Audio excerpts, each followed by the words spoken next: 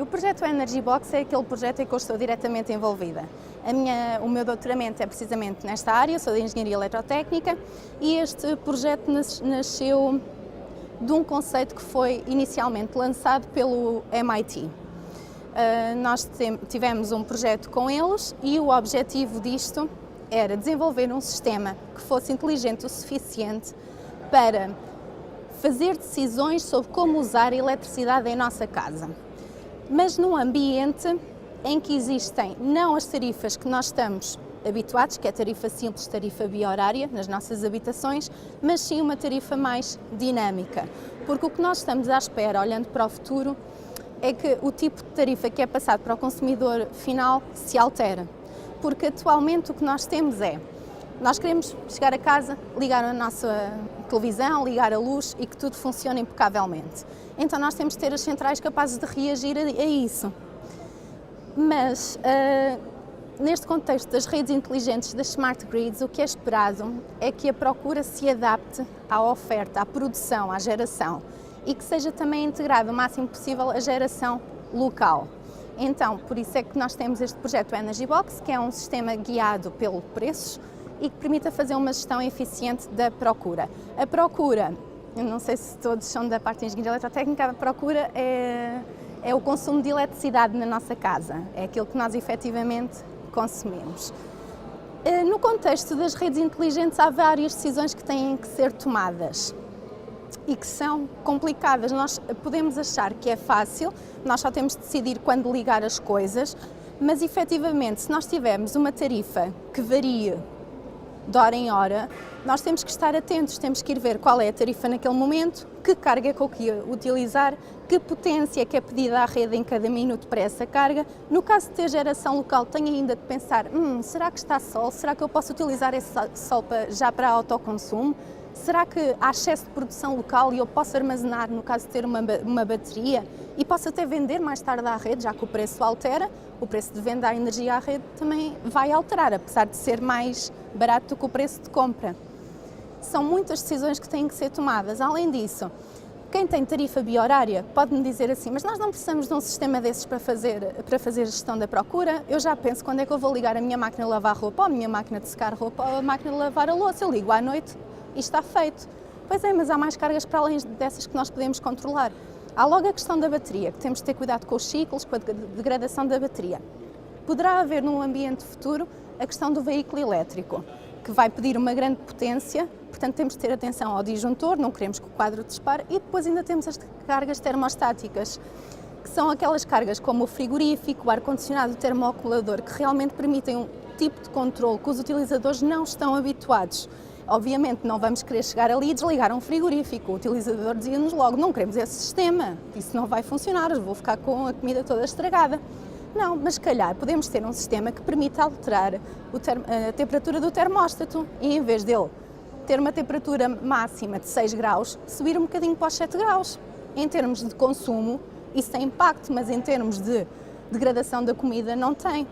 Este sistema irá precisamente permitir fazer esse controle, decidir que ações tomar baseado em que informações de entrada. As informações de entrada que vão condicionar então as decisões são os preços. Todos nós sabemos que somos bastante motivados pelos preços, não é?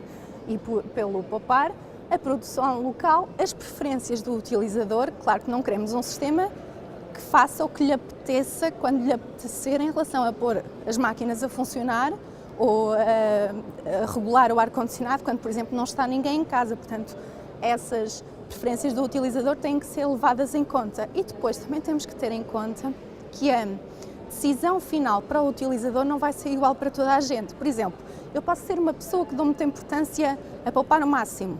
E então o que eu quero efetivamente é reduzir a minha conta de eletricidade no final do mês.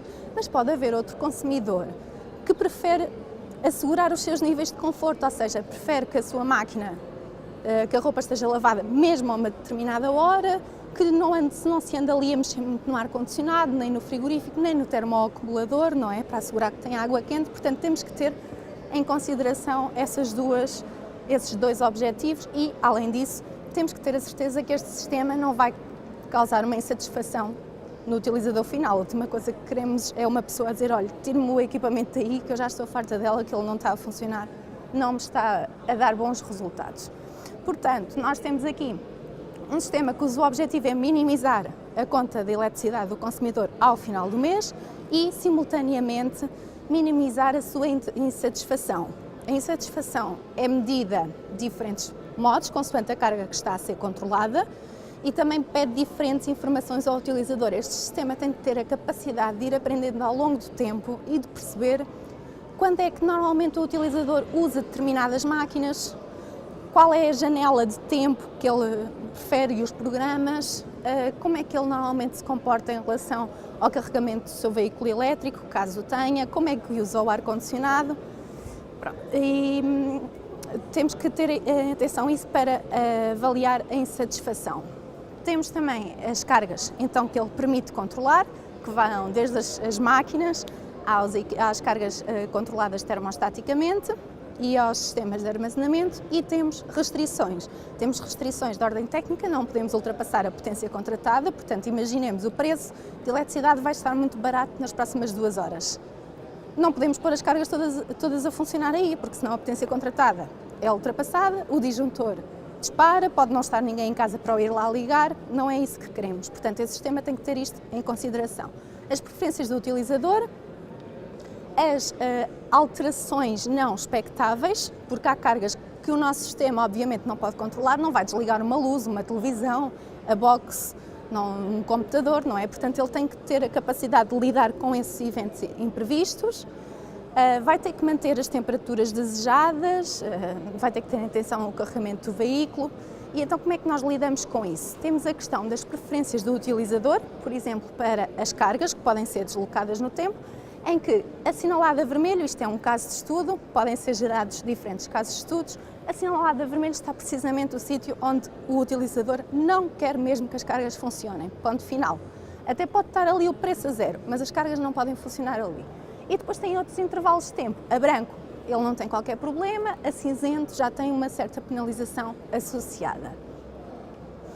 Usamos então os algoritmos evolucionários, aqui já é um bocadinho mais técnico, se eu aprofundar demasiado é só fazerem um sinal, que nos permite ter os nossos inputs, os nossos dados de entrada e depois ter uma estratégia que consiga avaliar quais são as melhores decisões para o utilizador.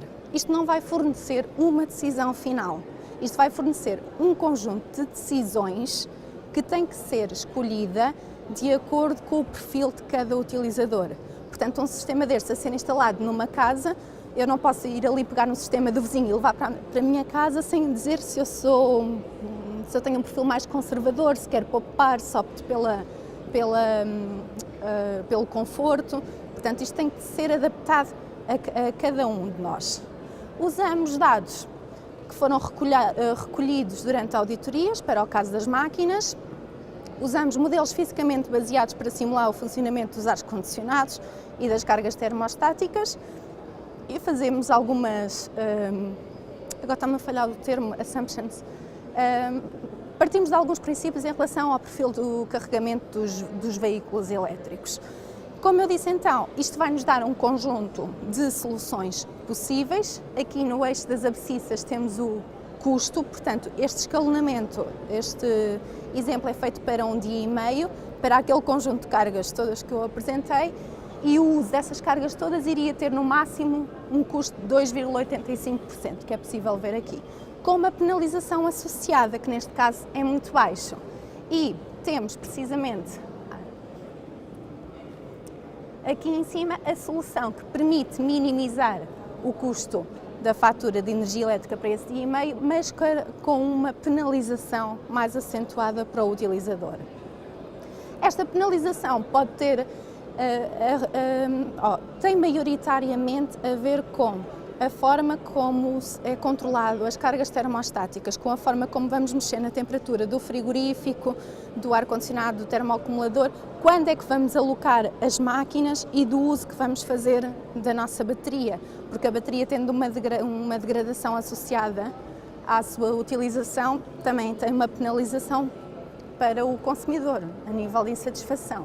Então, por exemplo, nesta solução, conseguíamos chegar ao fim desse dia e meio e só pagar 2,27 €. Mas se formos para o outro extremo, já iríamos pagar 2,86 €. Mas efetivamente vamos ter um impacto menor na satisfação do consumidor. Ele não vai sentir praticamente nada a atuação deste tipo de sistema. E temos também aquele consumidor que quer poupar, mas também não quer negligenciar muito o conforto. Está ali no meio. Para esse, conseguíamos um custo de 2,39 € para o funcionamento de todas estas cargas.